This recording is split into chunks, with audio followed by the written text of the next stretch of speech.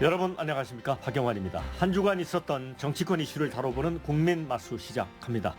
윤석열 대통령이 파면됐습니다. 헌법재판소는 5가지 탄핵 사유가 모두 헌법과 법률을 위반했고 국민 신임을 배신했다며 재판관 8인 만장일치로 이같이 결정했습니다.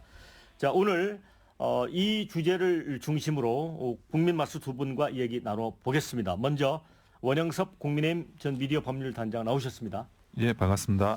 자, 이에 맞서서 조계원 민주당 의원입니다. 예, 안녕하십니까. 네, 바로 첫 번째 주제로 가보겠습니다.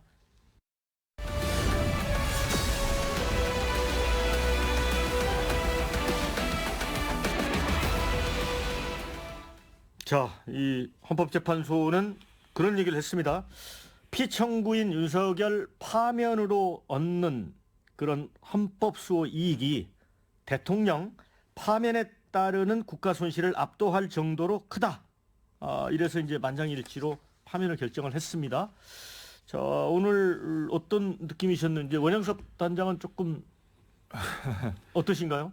근데 사실은 이런 판결의 내용을 아까도 생중계로 보기도 했지만 기본적으로 헌법재판소가 이 5개의 사유를 모두 사실은 인정을 했다라는 거에 대해서 납득하기는 굉장히 어렵습니다. 왜냐하면 그 과정에서 곽종근 그리고 홍장원에 대한 진술위협도 있었고 내란죄 철회 문제도 있었고 그리고 포고령이라고는 하지만 그와 관련해 가지고 또 과거에 다른 이제 우크라이나에서 발생하고 있는 비상계엄의 그런 계엄문 내용이나 크게 차이가 없는 그런 부분도 있었는데 그런 부분들이 일체 고려되지 않았다라는 거에 대해서는 굉장히 아쉬운 부분이 있고 특히나 8인의 만장일치가 만들어진 거에 대해서는 과거에 이제 박근혜 대통령 때도 만장일치를 하는 게 국민 통합에 좋다 이런 식으로 이야기가 있어서 그랬다는 이야기가 있는데 근데 그때도 사실은 국민들의 분열이라는 거는 계속 걷잡을 수 없이 커져만 갔습니다. 그런데 그럼에도 불구하고 다시 한 번 더 이 파란이 만장일치로 한 게 내부적으로 결국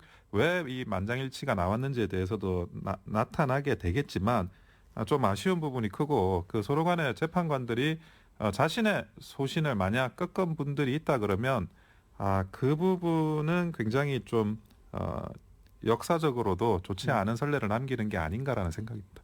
조계원 의원님은 주문 예, 듣고 맨 처음 어떤 생각이셨습니까? 예, 이번 헌법재판소의 결정은 지극히 합리적이고 타당한 결정이었고 헌정 질서와 민주주의를 지켜낸 대한민국의 보편적 가치를 지켜낸 판단이었다 이렇게 생각을 합니다. 그리고 그 판단에 이런 5가지 요건, 비상계엄 선포 요건, 계엄 전에 국무회의 요건, 그리고 포고령 위헌 입법 부분, 그리고 국회 선관위 계엄군 침탈 여부, 국회의원 등의 체포 지시 이 5가지에 대해서 모두 다 중대한 위반으로 꼽았습니다. 이건 정당하게 분석한 것이고요. 너무나 타당하지 않겠습니까? 명백한 사안이었고요. 온 국민이 지켜봤고 전 세계인이 지켜본 불법 비상계엄이었고 친일 쿠데타였습니다. 이것을 부정할 수 있는 사유를 쓴다는 것 자체가 불가능한 판결이 아니었는가 이렇게 생각을 합니다. 그리고 이 판결은 결국 국민이 지켜낸 민주주의의 승리다. 국민이 내란 당시 국회의원들을 담을 넘어갈 수 있게 등을 밀어주고 엉덩이를 받쳐주고 이렇게 해서 과반수 이상이 표결에 참여해서 계엄 해제를 의결할 수 있게 만들어졌고 그리고 12월 14일에는 빛의 혁명으로 심지어 국민의힘 의원들까지 마음을 움직여서 탄핵 소추가 가결될 수 있도록 했지 않습니까? 결국 국민이 지켜낸 민주주의의 위대한 승리다. 저 이렇게 보고 있습니다. 여야도 이제 입장을 내놨습니다. 이재명 대표는 이제 위대한 국민 민주공화국 되찾았다 이렇게 정리를 했고요. 권성동 국민의힘 원내대표는 헌재 판결을 수용하겠고 다만 이재명의 대한민국을 맡길 수 없다. 대선에 지면 안 된다 이런 입장을 남겼어요. 근데 국민의힘은 이제 정리가 좀 된 것 같은데 문제는 윤석열 대통령 측에서는 아직 언급이 없는 것 같습니다. 예, 당장 어떤 결정을 내리고 메시지를 하는 데 있어가지고 쉽지 않을 거라고 보여져요. 지금 윤석열 대통령이 지금 현재 국민들로부터 그러니까 탄핵에 반대라는 그런 여론의 지지율을 받은 것도 상당 부분이 존재합니다. 그러니까 그거는 지금 헌법재판소의 결정이 탄핵 인용 결정이 나왔더라고 하더라도 그 지지는 사라지는 건 아니거든요. 그리고 국민의힘과 윤석열 대통령과의 사이에서 어떻게 그러면 이게 하나로 뭉쳐가서 정권 재창출에 관한 부분을 만들어 나갈지도 이 굉장히 정교한 뭐 정치공학이라면 정치공학적인 요소가 분명히 필요한 부분이거든요. 경선이라고는 하지만 바로 이제 경선 일정을 발표를 하긴 했더라고요. 그런데 그런 경선도 사실은 이게 뭐 제대로 좀 진행될 수 있을지 그 많은 그 탄핵에 반대했던 분들이 또 국민의힘의 상당수기 때문에 그런 것도 좀 교통 정리가 필요한 부분이 분명히 있고 근데 한 가지는 분명합니다. 오늘이든 내일이든 최대한 빨리 이런 혼란을 수습하고 다음으로 갈 그 방향성이 무엇인지를 정해 나가는 것. 그게 국민의힘의 지도부와 윤석열 대통령의 그런 책무가 아닌가라는 생각입니다. 근데 이제 현재까지 이제 흐름을 보면 윤갑근 변호사죠. 이제 대통령 측 대리인이었는데 그 헌재 판결 직후에 탄핵 심판이 적법 절차를 지키지 않았고 불공정했다. 그리고 결론도 법리적으로 납득할 수 없다. 정치적 결론이다. 또 큰 수분을 안 보고 지엽적인 부분 나무만 봤다. 자, 이렇게 되면 글쎄 좀 걱정이 되기도 합니다. 예, 우선 원영섭 변호사님이 얘기하신 부분, 먼저 얘기한 부분 좀 얘기를 하자면은요. 일단은 윤석열 전 대통령이 더욱 용서할 수가 없는 것은 내란을 일으키고서 국민에 대한 사과는커녕 오히려 내란을 지속적으로 선동하고 오히려 제2제3의 개헌을 추진했다. 이런 것들이 밝혀졌지 않습니까? 이런 부분이 더욱더 용서가 안 되는 부분인 것 같고요. 그리고 국민의힘에서 지금 이재명의 대통령은 막아야 된다. 이런 식의 논리를 여전히 펴고 있습니다.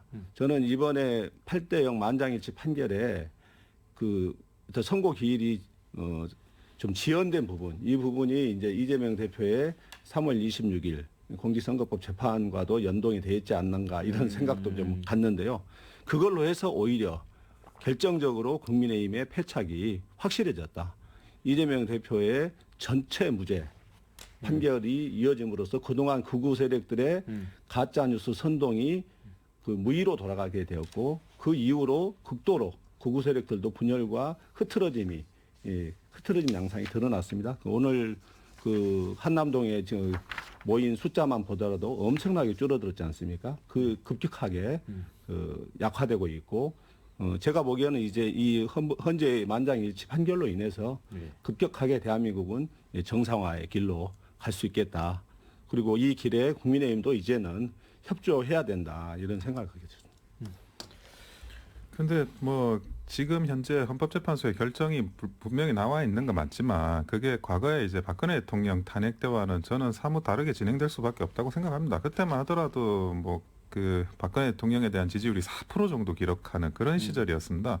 많은 분들이 또 그 보수 내에서도 박근혜 대통령에 대해서 이게 탄핵 뭐 되더라도 이게 막을 수는 없겠구나 그런 생각을 사실은 했었고요. 근데 그때와 지금의 상황이란 건 다를 수밖에 없고 그래서 아까도 제가 말씀드렸지만 지금 그 많은 혼돈과 혼란이 우파 진영에서 사람들이 생각을 하고 있을 거예요. 근데 그런 것들을 빨리 그 수습해 나가는 것이 그 정치적인 지도력이라고 저는 보여지고 지금 뭐 이재명 대표만큼 안 된다라는 거는 사실은 뭐 그 권성동 의원이 말을 해서 그런 게 아니라 많은 분들이 또 그런 생각을 갖고 계십니다. 지금 뭐 현재 그 이재명 대표의 지지율이라는 게 30대 중반에 계속 머물러 있고 당의 지지율을 그대로 또 받지도 못하고 있는 그런 상황들은 분명하기 때문에 이런 상황들을 적극적으로 민심을 받들어 가지고 지금의 여건이 어떻게 그 실마리를 풀어 나간다 한다면 다른 또 결론이 나올 거라고 생각합니다.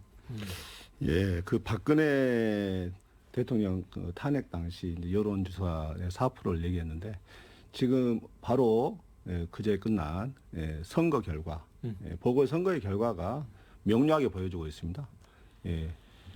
부산 민심, 그 교육감 선거에서 진보 교육감이 보수 교육감 두 사람이 합친 것보다도 더 높은 지지율로 과반 지지율로 그렇죠. 당선이 됐습니다. 그리고 거제시장 거기에서도 전한길 씨나 나경원 의원 등이 가서 엄청난 지지 선거 운동을 했음에도 불구하고 18% 차이가 났습니다. 소위 부산 경남은 국힘당의 텃밭 아니었겠습니까? 이 정도 민심입니다. 오히려 박근혜 대통령 당시 탄핵 이후 선거 때보다 문재인 대표가 득표한 그 선거 때보다도 민심은 훨씬 더 국힘당에 대해서 반대하고 있다. 이게 좀 확실해지지 않았는가? 이거 좀 국힘당도 이걸 좀 반면 교사로 삼아야 될 텐데 여전히 이재명 파리만 하고 있습니다. 이재명 대표는 없는 죄를 덮어씌운 검사들이 정치 검찰들이 덮어씌워서 만들었던 죄이고 그 죄들이 하나하나 지금 무죄가 판명이 나고 있습니다. 지난 3년 동안에 그 집요했던 정치 보복 그것들에 이제 무죄로 판명이 나면서 국민들이 정치 보복에 의한 가짜 범죄 의혹을 만들었고 그 결과가 오히려 지금 심판받고 있는 것이다. 이렇게 보여지고요. 더 이상 그 이재명 대표만을 겨냥한 선거로는 국민의힘이 승리할 수 없다. 오히려 올바른 대안과 정책 비전을 제시하는 선거를 준비하는 게 맞지 않는가 이렇게 생각합니다. 예, 아니 물론 그 부분 일부 이제 그 의원님 말씀 중에 뭐 올바른 대안과 정책 비전을 만들어야 된다. 그거는 뭐 전폭적으로 동의를 하고요. 그리고 그럼에도 불구하고 이재명 대표가 가지고 있는 이런 혐의점들이 이게 단순히 뭐 정권이 뭐 정치 보복을 했다라고 말하기에는 대부분의 사안들이 문재인 정부 때 있던 사안들입니다. 그 문재인 정부 때 수사가 되고 있고 만약에 정말 아무런 혐의가 없어가지고 문제가 안 되는 것 같으면 그때 불기소가 났었어야 하는 사안이거든요. 그 문재인 정부 때 수사되고 있던 사건이 그냥 불기소되지 않은 채로 그 윤석열 정부로 넘어갔을 거에 불과한 거고 그게 하나씩 결론이 나는 것입니다. 그리고 물론 그 국민의힘도 보수파 진영 전체가 어떤 그 대안적인 미래지향적인 그런 정책 제시 그리고 인물 제시 이런 것들은 분명히 지금 짧은 시간이지만 해야 될 필요는 있을 것 같습니다. 그래서 비록 그 제대로 이제 그 탄핵에 반대하는 큰 틀의 입장이 있었기 때문에 공격적으로 또는 그 적극적으로 이런 그 제안 제시나 어젠다 제시가 이루어지지 못한 부분은 분명히 있고 짧은 순간이지만 그걸 잘 수습해 가지고 구체화 나가는 거 그거는 반드시 필요할 거라고 보여집니다. 예, 그 문재인 정부 시대에도 윤석열 검찰총장 시대였고요.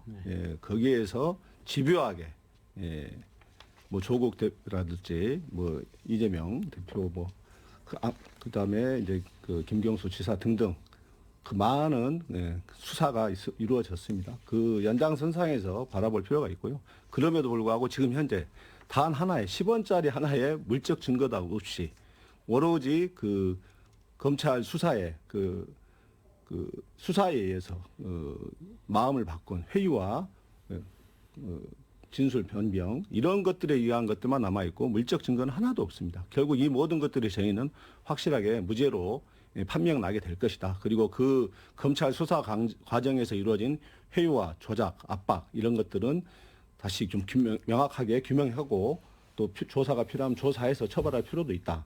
이렇게 생각을 합니다. 자, 이제 5가지 이제 탄핵 사유가 있었는데 이제 이 대통령 측 대리인들은 이제 큰 수업을 안 보고 지엽적인 부분 나무만 봤다 이렇게 주장을 하고 법리적으로 이제 납득할 수 없다고 주장을 하거든요. 그런데 8대0 만장일치 결론이 났습니다. 자, 그런데 왜 또 이렇게 선고는 늦어졌을까요? 그것이 좀 납득되지 않는 부분이고요. 선거가 늦어지는 과정에서 뭐 이게 5대3 지형, 4대4 지형 이런 것들을 많이 그 설왕설래를 했었더랬습니다. 제일 처음에 이 탄핵 소추와 관련한 재판이 진행되는 과정에서는 모두가 이제 그런 대다수의 사람들이 그런 이야기를 했어요. 3월 14일에 선고가 난다고. 그러니까 3월 14일에 선고가 나지 못했던 거는 그냥 저는 분명히 그 관련한 중간 단계에서 어떤 문제점이 있었고 그 문제점이 계속 그 간단한 문제는 전혀 아니라는 게 드러나고 있었거든요. 특히나 홍장원 차장의 그런 진술이 계속 번복되고 있는 것들이나 그리고 곽종근 특전사 사령관의 그런 진술이라는 것도 뭐 전 국민 국어 듣기 평가를 할 정도였고 그러면 그 상황에서 어떻게 이게 사실관계의 인정으로 갈 수 있는 진술이 될 수 있는지 뭐 국민들께서 다 보고 납득이 안 된다라고 생각을 했고 그게 또 여론조사상에 탄핵 찬성, 탄핵 반대의 그런 지지율로도 나타나고 있었습니다. 근데 그런 부분들을 그냥 다 일거에 문제 없는 것처럼 이렇게 사실 인정을 해 나갔다는 게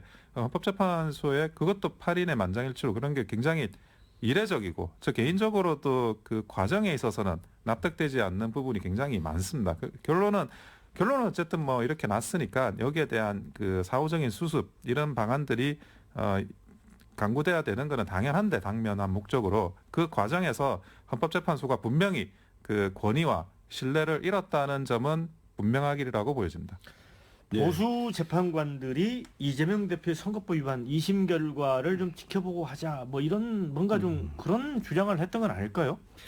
저는 이제 무엇보다도 예. 이제 국민의힘 측에서 예. 강하게 예. 그 압박을 했었고요. 예. 그리고 이제 최상목 대행 체제에서 그 도저히 이해가 될 수 없는 결정들을 많이 했습니다. 특히 이제 마은혁 헌법재판관의 임명을 끝까지 임명하지 않고 헌법을 계속해서 위반하고 파기해 가면서까지 그리고 지금 그 위헌 상태는 한덕수 대행 체제로까지 이어지고 있고요. 예, 그래 왔고요. 그리고 그 최상목 체제에서 이제 그 심우정 청장의 검찰총장이 이해할 수 없는 네. 예, 구속 취소에 기다렸다는 듯이 윤석열에 대한 탈옥을 지휘하는 예, 이런 가장 법을 앞서서 지켜야 될 검찰이 가장 앞장서서 법을 유린하는 행위를 했습니다. 저는 그것에 대해서는 이제 앞으로 심부정 검찰총장이 책임져야 될 것이다. 오히려 검찰 개혁의 도화선을 심부정 총장이 만들었다. 이렇게 보여지고요. 그래서 그 집요한 정치 공세의 결과물이 이제 이재명 대표에 대한 3월 26일 재판의 결과까지 보자. 이런 걸로 정치 공세를 계속했습니다. 그래서 이재명 대표에 대해서 유죄가 만들어지면은 이제 대법원 판결을 이제 조속히 끌어내서 이제 소위 이제 자기들이 보기에도 윤석열 전 대통령이 이 파면을 명치는 어려운데 이참에 같이 이재명 대표와 함께 그 보내겠다 이런 그 비열한 정치 공세를 계속해 왔었고 그러니까 지연 전술이 있었다 이렇게 먹혔죠. 보시는군요. 근데 이제 그게 3월 26일 판결로 완전히 흔들리게 되었고 극우 세력도 완전히 그때 이제 그걸로 계기가 돼서 분열하게 됐고 흐트러지고 있고 예, 그래서 이제 그 뒤로 이제 대세론이 판결로 가면 무조건 8대0 만장일치가 나오겠다 이제 이런 것들이 만들어지게 된 거죠. 그러니까 조계원 의원님 말씀 들으면 뭐 만장일치로 가는 거는 거의 뭐 큰 변화는 처음부터 없었던 것 같은데 그 부분 어떻게 동의하세요? 저는 그 부분에 대해서는 사실은 뭐 동의를 하진 않고요. 이 부분과 관련해 가지고 그 헌법재판관들의 그런 이제 다툼의 의견이 많았던 거는 여러 경로로 사실 확인되고 있었다고 있습니다. 보는 거예요? 예. 그래서 그런 과정들이 아마 뭐 마지막에 어떤 식으로든지 봉합이 이런 식으로 되지 않았을까 만장일치로 하는 생각이고 뭐 지금까지 평의를 계속 하지 않았습니까? 물론 막판에 이제 조금 줄어들긴 했지만 평의 과정이나 이런 것들이 순탄치 않았다라는 거는 결국 이제 이견을 가지고 있는 부분들이 분명히 있었다는 거고 그 부분들이 모르겠습니다. 어떤 식의 그 설득을 통해 가지고 누군가의 설득을 통해서 어떤 논리로 이게 그 만장일치로 갔는지에 대해서 나중에 결국 세상에 비밀이 없으니까 밝혀질 거라고 생각은 합니다. 그런데 결국에는 헌법재판소가 지금까지 했던 그 과정 전체를 돌이켜 본다고 하더라도 재판 과정에서 그런 공정성이라는 건 확보되지 않았고 스스로 헌법재판소가 스스로 국민들로부터 뭐 신뢰를 잇는 그런 장면들이 굉장히 많았습니다. 그런데 지금 와가지고 그것을 뭐 8인으로 만장일치로 한다 그래서 그게 잃어버린 신뢰가 다시 회복된다고 저는 생각되진 않고요. 그것이 만약에 본인들이 했던 그 수많은 어떤 불공정한 절차를 그거를 어떻게 리커버리하는 과정에서 8인 만장일치로 무리하게 나갔다 그러면 그 자체도 헌법재판소의 그런 권위나 이런 게 타격을 받게 될 거라고 사후적으로 보이집니다.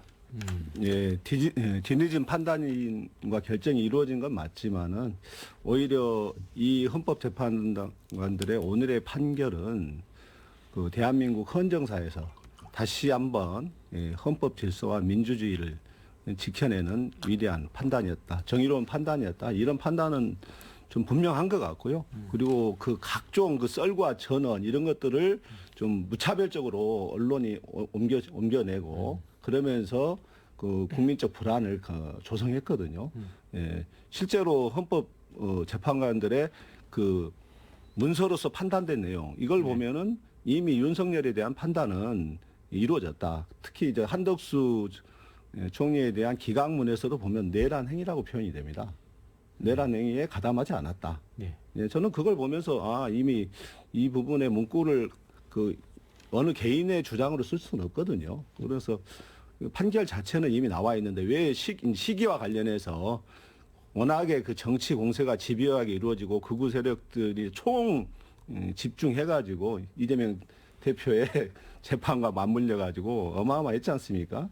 예, 그러다 보니까 좀 판결이 지연된 면이 있었고 이 부분에 대해서는 사실 헌법재판소가 그런 부분에 신경을 쓰지 말았어야 된다 생각합니다. 정의에는 중립이 없다는 유흥식 추기경의 말씀처럼 정의로운 판단은 조속하게 이루어질 수 있도록 지연된 정의는 정의가 아니다 그러지 않습니까? 그래서 좀 더 빨랐으면 좋았겠다 이런 생각은 듭니다.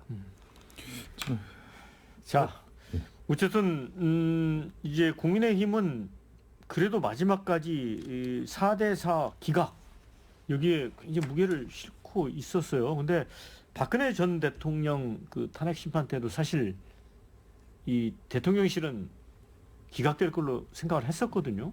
근데 그때하고는 조금 다른데 그때도 저도 그 2016년에 정치인문하고 그 과정에 있었는데 그래도 그 보수 진영 내부에서는 사실은 인용될 가능성이 굉장히 높다라는 생각은 하고 있었습니다. 그거는 오히려 대통령실 안에 심지어 대통령실 안이라고 하더라도 대통령실 안에 아주 코어 작은 부분에서 그게 그 탄핵이 기각될 가능성이 높다라고 판단을 사실 했던 거고요.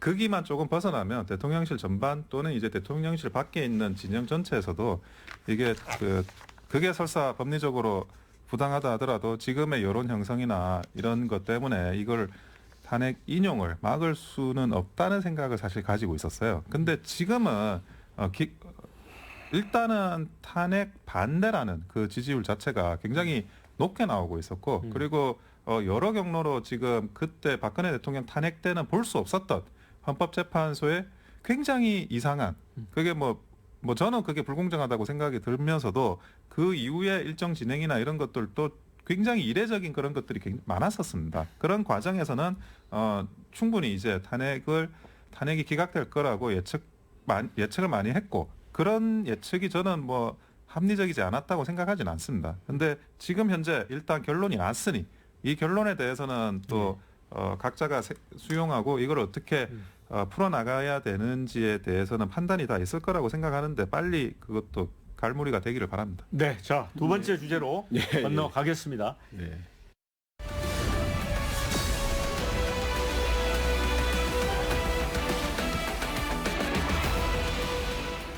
이제 윤석열 대통령이 이제는 자연인 신분이 됐습니다. 네. 그래서 아마 이제 사저로 이제 이동을 할 것 같은데, 네. 자, 이제 윤 대통령한테는 여러 가지 이제 특권이 사라졌기 때문에 이제 위기가 닥칠 것 같습니다. 네. 대통령 파면 선고 직후에 그 용산 대통령실에 그 매달려 있던 봉황기 그것도 내려졌거든요. 어떤 위기가 닥칠까요? 일단은 윤석열 전 대통령이 내란을 일으키게 된 계기 중 하나가 명태균 게이트 아니겠습니까? 네. 윤석열, 김건희 범죄의 실체가 드러나게 될 지경에 이르자 내란을 일으켰다. 그리고 이재명 대표에 대한 사법살인이 아무리 사법적으로 절차에 따라서 죽이려 해도 죽지 않자 이제 내란을 일으켰다. 이런 얘기들이 나오고 있지 않습니까? 그러면 이제 명태균 게이트에 대한 수사는 불가피하고 명태균 게이트 수사는 이제는 형사법적 관련된 부분들이 많지 않습니까? 근데 이제 대통령의 형사상 불소추 특권이 이제 사라졌기 때문에 이제 뭐 광범위한 그 명태균 게이트에 대한 수사가 가능해졌다. 다만 이게 검찰이 명태균 게이트에 대한 수사 의지가 어느 정도인가 이것에 대해서는 아직까지는 퀘션 마크가 붙습니다.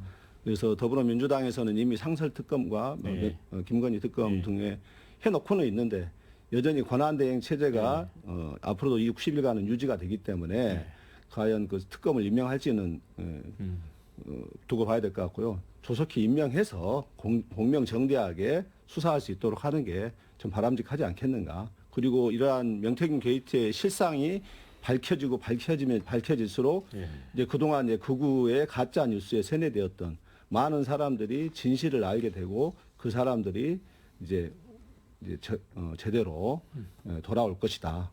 이렇게 저는 보고 있습니다.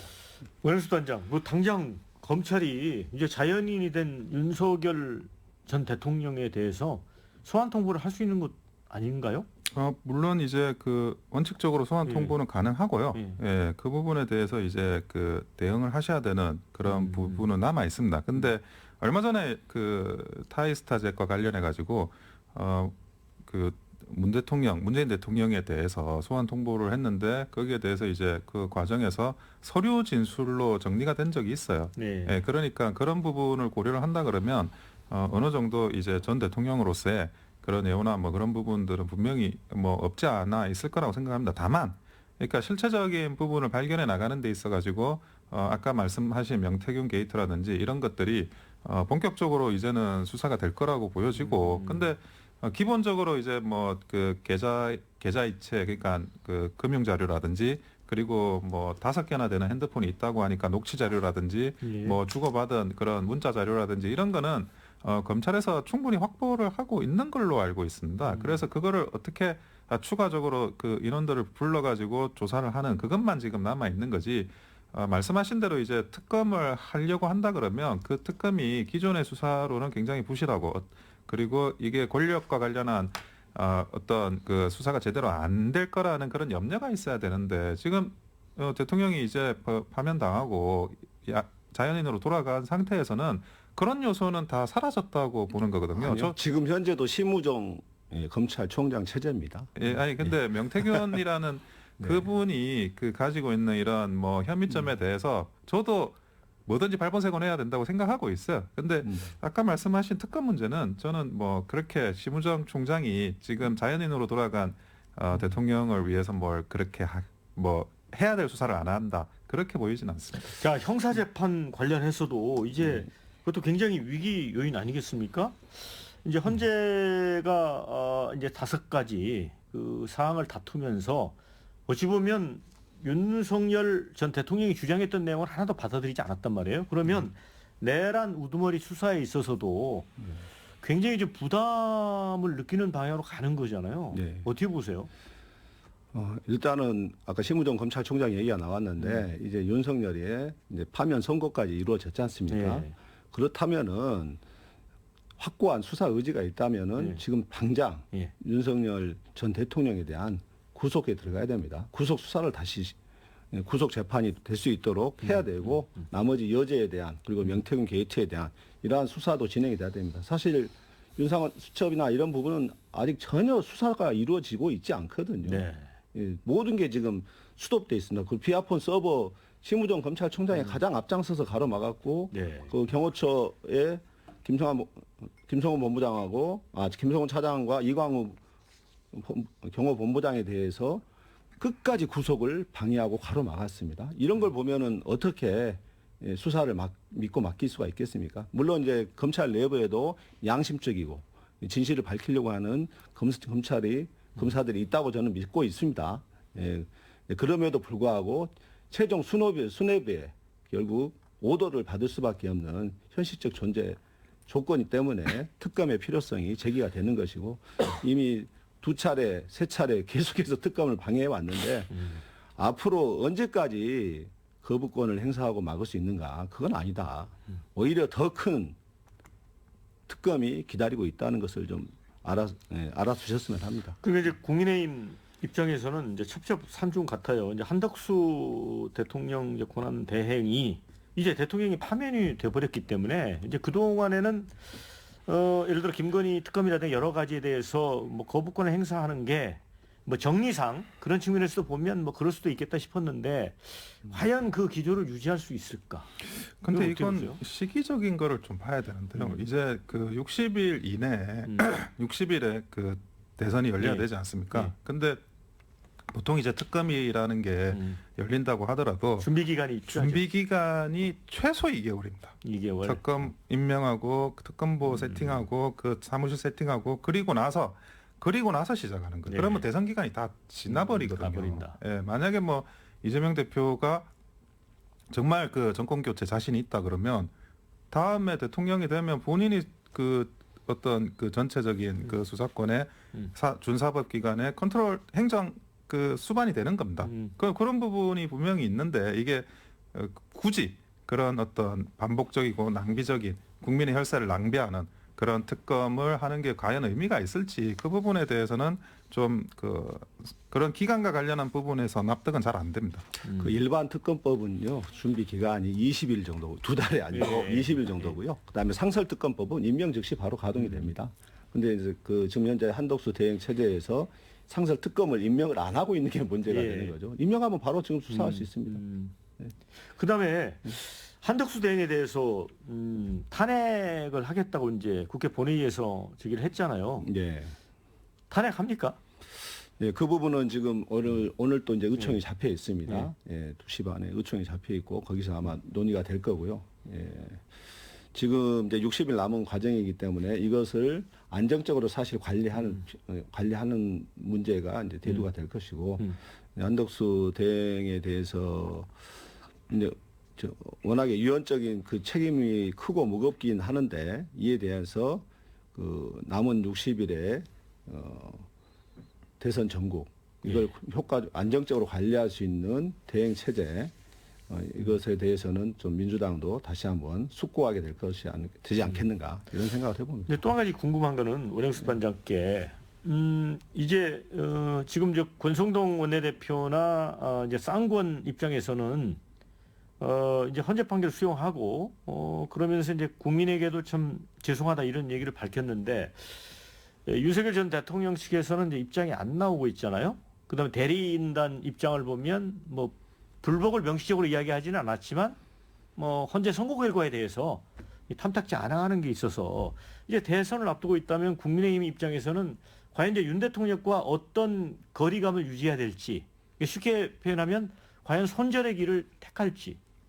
근데 이렇게 한번 생각을 해봐야 되는데요. 탄핵 반대와 관련한 의견이 지지율이 40% 이상, 사실은 뭐 어떤 여론조사에는 50%는 넘는 것도 나왔습니다. 근데 특히 PK, TK에서는 굉장히 높았어요. 예. 뭐 TK 수준으로 PK도 높았습니다. 그런데 아까도 이제 뭐 거제시장 선거나 이런 걸 이야기를 하시는데 그런 탄핵 반대에 대한 지지율을 오롯이 그러니까 그 당의 후보가 다 이렇게 그 수렴하지 못하는 그런 현상이 있었거든요. 그러면 그건 뭐냐?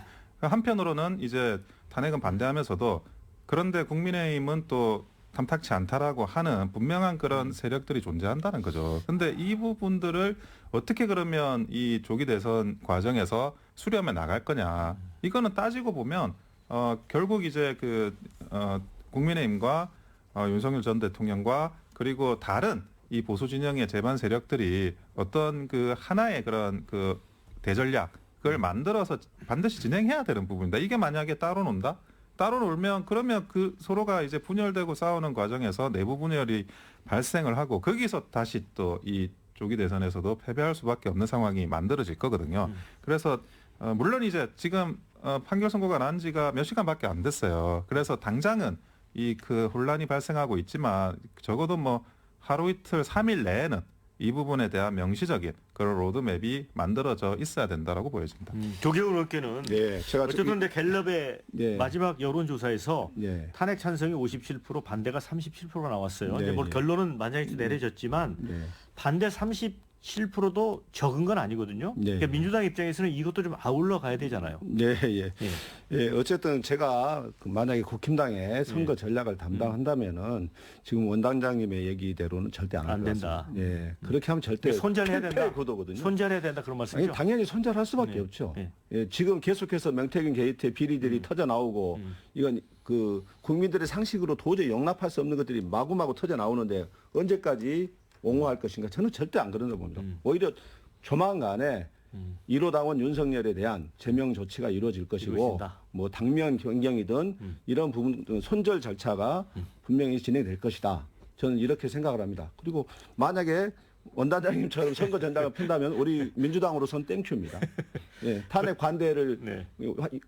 예. 집결해서 예. 이 선거는 절대 이길 수가 예. 없거든요. 모든 여론조사 예. 지표가 말해주고 예. 지금까지의 여론조사는 대부분이 더구나 그 보수 과편향이었지 않습니까? 예. 7%에서 10% 정도가 보수가 더 많이 참여한 여론조사에서조차 이런 결과들이 나왔단 말입니다. 예. 예, 그러면은 이걸 그 전체 보수 진보 중도를 그 균일화해서 보면은 네. 지금보다 격차가 더 벌어집니다. 예.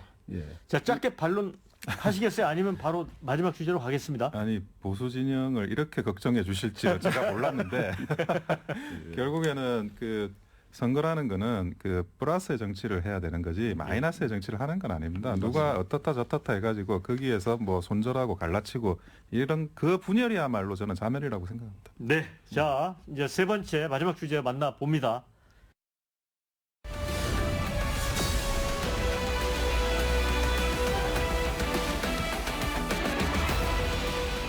자, 이제 윤석열 대통령 파면으로 이제 조기 대선 체제에 들어갑니다. 60일 안에 이제 선거가 열리게 되는데 아무래도 이제 6월 3일이 현재로서는 가장 유력한 것 같습니다. 네. 자, 이제 여론조사를 보면 뭐 이재명 대표는 이제 원톱의 지위가 확실합니다. 뭐 갤럽 조사에서도 한 34% 장내 지지자 선호도에서 김문수 이제 고용노동부 장관 9% 뭐 한 뭐 서너 배 이제 차이가 납니다. 네. 자, 원영섭 단장님, 이거 국민의힘 대선 어떻게 보세요? 저는 그 조기 대선을 한다 그러더라도 충분히 정권을 재창출할 가능성이 있다고 보고요. 그렇게 보세요. 아까 이재명 대표만 그렇게 공격하냐 이렇게 이야기를 예. 하시는데 아니 이재명 대표 니깐 공격하는 겁니다. 이재명 대표가 아니면 이렇게까지는 하진 않았을 것 같아요. 그래서 그런 부분들이 분명히 상수로 존재를 하는 거고요. 다른 후보가 뭐 될 가능성이 있으리라고 저는 보여지진 않아요. 일극체제니까. 그러니까 당연히 그 부분에 대한 비판 지점은 충분히 비판해야 되고 그리고 사실은 이게 탄핵 심판을 하고 있는 과정에서 각 후보들이 제대로 뛰지 못한 게 있습니다. 하지만 만약에 이게 조기 대선이 이제 상수화가 돼버리면 네. 그 지금 그 어떤 부동층이라고 해야 될까요? 그 어떤 아니 무슨 뭐 그 국민의힘 내부에서 대선 후보를 선택해? 라는 생각을 가지고 있기보다는 일단 대통령의 탄핵을 막아야 된다고 생각했던 사람들이 이런 새로운 이 후보 선정, 후보 선택의 그런 모드로 바뀌게 되거든요. 그러면 지금 그 선호하는 후보가 없는 그 일부의 사람들이 퍼센테이지가 굉장히 높지 않습니까? 다시 이게 재배열이 되는 순간이 옵니다. 그게 곧 될 것 같아요. 하지만 확실히 60일이라는 기간은 짧습니다. 60일이라는 기간은 짧기 때문에 어쨌든 이거를 전체적으로 드라마틱하게 이거를 정책도 만들고 어젠더도 세팅하고 미래지향적인 그 무엇을 빨리 스텝 바이 스텝을 해나가는 그런 서두름은 반드시 필요하리라고 보여집니다. 제가 보기에는요. 지금 그 현재 국힘 내부의 분열 상황이 네. 그걸 수습할 수 있는 상황이 아니다. 제가 보기에는 후보 전열이 대열 정비가 안 될 겁니다. 쉽지가 않아요. 그 분열 가능성 높다고 보세요? 예, 여전히 지금 탄핵 반대 찬성과 반대. 이 찬성 반대파가 있고 찬성파도 사실은 있었지 않습니까? 그 앙금이 씻어지지 않았고 그건 구구 세력 내부에서도 여전히 그 갈등이 내재한 상태고요. 그 상황에서 어떻게 한 사람이 후보로 집결을 할 수가 있겠습니까? 저는 분명히 누가 되든 저쪽에서 단일하게 그 집약하고 그 지지율을 통일할 수 있는 후보는 나오기가 힘들다. 예, 현재로서는 그렇기 때문에 그 사실을 누구보다도 잘 알고 있는 사람들이 국민의힘 의원들이다. 예. 그러면 국민의 의원들의 그 결국은 자기들의 생존 전략을 중심으로 이 대선을 바라보게 될 것이다. 예, 저는 그렇게 바라봅니다. 지금 당 분열 가능성을 점치고 있잖아요. 아니 아까는 분열해라고 말씀하셨는데 분열 가능성이 아니라 분열해라. 근데 결국 아까도 말씀드렸지만 통합해 나가는 게 그 국민의 여론이든 당내 여론이든 진영 내 여론이든 통합이 수단이자 목적입니다. 정치에서는. 그런데 그 과정에서 윤석열 대통령의 역할이 반드시 필요하고 있어야 됩니다. 어떻게 해야 됩니까? 윤석열 대통령께서 지금 현재 상황에 대해서 냉정하게 좀 진단을 내리고 그리고 본인이 그 어느 정도는 이게 어느 방향으로 가거나 아니면 누구 쪽으로 그러니까 대승적으로 힘을 모아달라라는 그런 메시지를 발신하실 필요는 있어요. 과거에 이제 박근혜 대통령이 탄핵되고 있을 때 뭐 오랫동안 수감 생활도 하셨잖아요. 그 과정에서도 21대 총선이라든지 아니면 뭐 그 이후에 윤석열 대통령의 대선에서도 어떻게든 힘을 모아서 같이 가자라는 메시지를 항상 발신을 하셨습니다.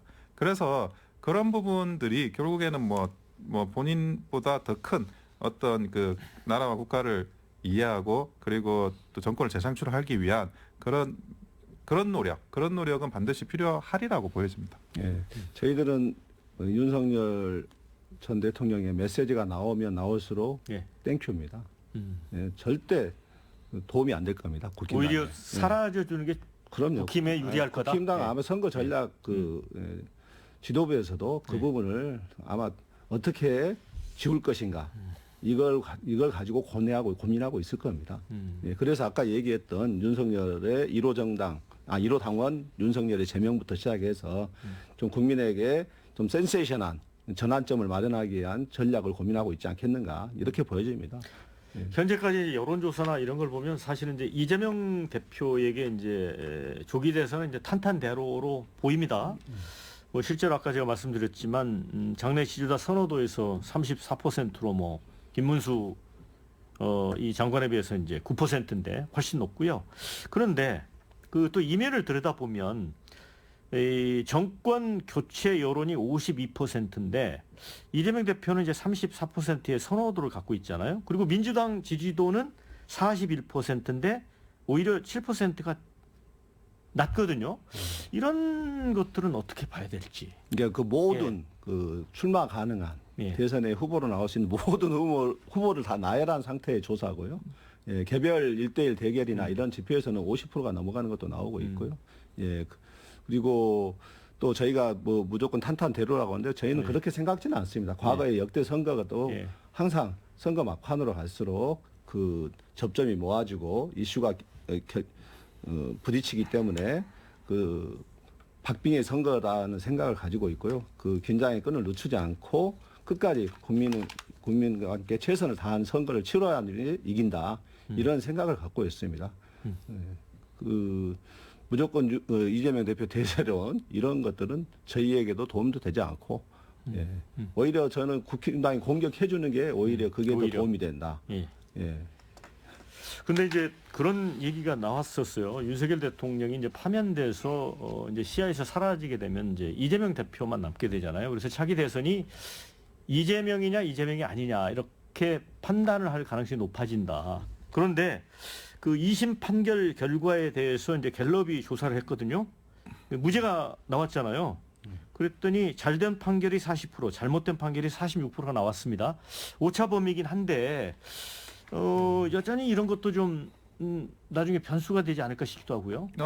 굉장히 중요한 변수가 됩니다. 결국에는 그 탄핵 심판 결정까지는 윤석열 대통령의 시간이었다라고 한다면 탄핵 심판 이후로는 이제는 이재명 대표의 시간이 왔어요. 그런데 그 이재명 대표의 시간이란 게 결국 이제 윤석열 대통령이 있을 때 윤석열 대통령, 윤정부를 비판하는 시간이 이제 끝났다는 거죠. 이제는 본인에 대한 그런 어떤 그 국민들의 시선, 거기에 대한 평가, 거기에 대한 비판 지점이 오롯이 드러나게 되는 그 시간이 도래를 했다는 겁니다. 아까 뭐 1대1 대결 관련해 가지고 이야기를 하시는데 저야말로 1대1 대결이 굉장히 기대가 됩니다.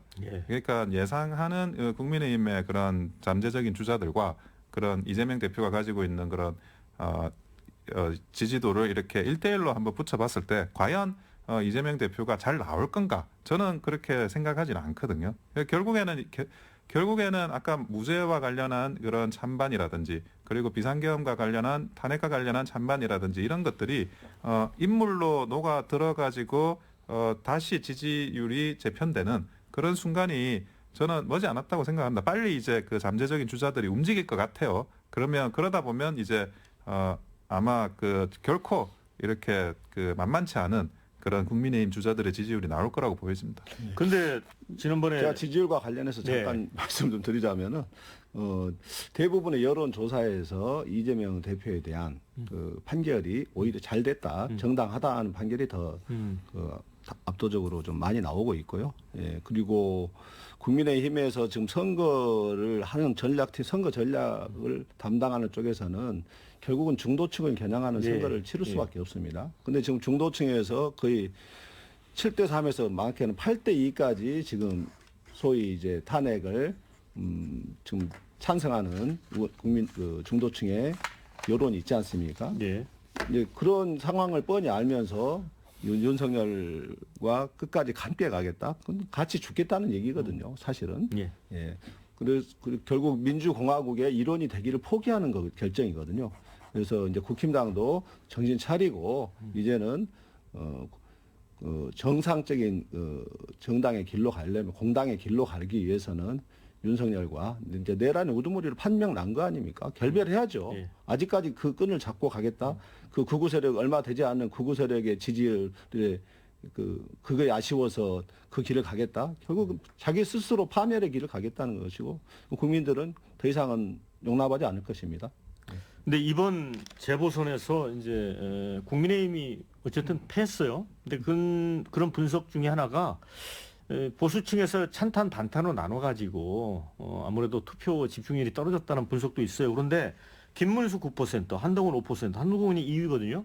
근데 두 사람은 탄핵을 놓고도 완전히 엇갈렸고, 그래서 이게 결국은 대선을 노리는 것처럼 보이지만 차기 지방선거에 대비해서 당권을 잡으려는 거 아니냐라는 얘기도 있어요. 어떻게 보세요? 물론 이제 그 정치라는 건 결국에 계속되는 거니까 언젠가는 당권 문제가 나올 수는 있겠지만 저는 일단은 조기 대선에 다 진지한 자세로 접근을 하고 있다라고 봐요. 그리고 김문수 장관 같은 경우에는 정치를 이제 오래 하셨고, 그리고 과거에 이제 20대 때 김부겸 의원한테 이제 패배하고 나서는 굉장히 힘든 그런 풍찬노숙을 받으면서 좀 버티고 있는 기간들이 있었거든요. 그래서 지금 현재 이 지지도라는 게 본인이 대선 나오겠다라고 해서 만들어진 지지도도 아니에요. 예. 대선 이게 대통령이 지금 탄핵 심판 중인데 어떻게 대선에 이야기를 하냐, 그런 이야기를 하는 와중에도 지금 9%의 지지율이 나오는 거거든요. 어쨌든 보수 진영에서는 1번입니다. 그래서 이게 과연 저는 굉장히 큰 의미가 있는 지지율이라고 생각을 하고 싶고, 그리고 오히려 한동훈 전 대표의 지지율 같은 경우에는 탄핵에 대해서 찬성을 하고 그 탄핵에 대해서 찬성한 이후에 받는 지지율이라서 이 지지율이 결국에는 본선이나 아니면 상황이 되면 이재명 대표한테로 갈 지지율이라고 보여져요. 예, 그래서 그거는 큰 의미는 없을 조 거예요. 의원님, 이재명 대표 입장에서는 김문수, 한동훈 누가 더 쉽습니까? 저희야 둘 다 쉽습니까? 무조건 쉬운 상대라고 보지는 않고 있고요. 다 그 내부에 경선을 뚫고 올라온 후보가 경쟁력 있는 후보라고 생각해서 올라오는 거니까 우리는 긴장감을 갖고 대응해야 될 것 같고요. 다만 이제 앞서도 얘기했지만은 국민의힘 측에서 계속해서 놓치고 있어요.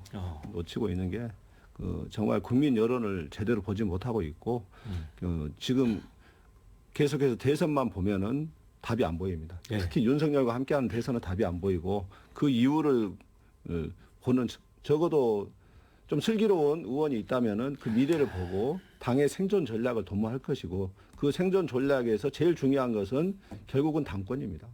저는 이번 대선에 대선 주자와 당권이 연결돼 있다. 연결돼 있다. 네, 저는 그렇게 보거든요. 그리고 그걸 통해서 훗날을 도모하는 자기들의 의원들의 생존도 도모하고 이런 부분의 전략을 펴지 그렇게 무모하게 여기서 대선 지면 끝이야. 이걸로 끝 아니라는 거죠. 자, 저희가 마무리할 시간이 돼서요. 1분씩 마무리 말씀 듣도록 하겠습니다. 오늘 원영섭 단장이 참 답변하기 참이 곤혹스러웠을 텐데. 아닙니다. 근데 이번 탄핵 심판 과정에서 국민들이 보여줬던 성원들이 있습니다. 특히나 2030들이 보내준 성원. 그 대학교에서 수십 개의 대학에서 학생들이 시국 선언을 하면서 정말 이 탄핵이 이루어져서는 안 된다라는 주장을 했고, 그런 주장들이 하나하나 모여가지고 이 탄핵에 대한 반대 지지율이 만들어진 거지. 그것이 뭐 결코 헛수가 아니고 특히나 2030이 누굽니까?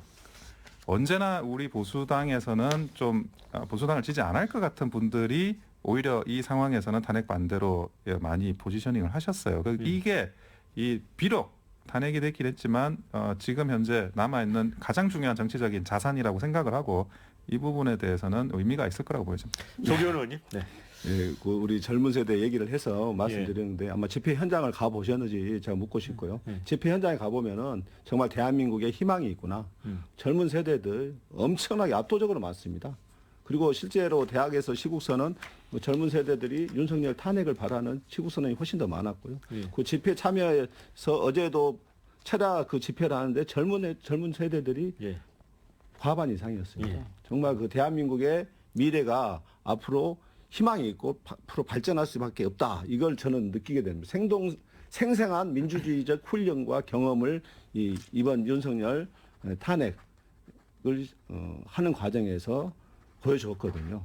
그 경험은 평생 가거든요. 예. 앞으로 대한민국의 민주주의가 적어도 후퇴할 일은 없겠구나.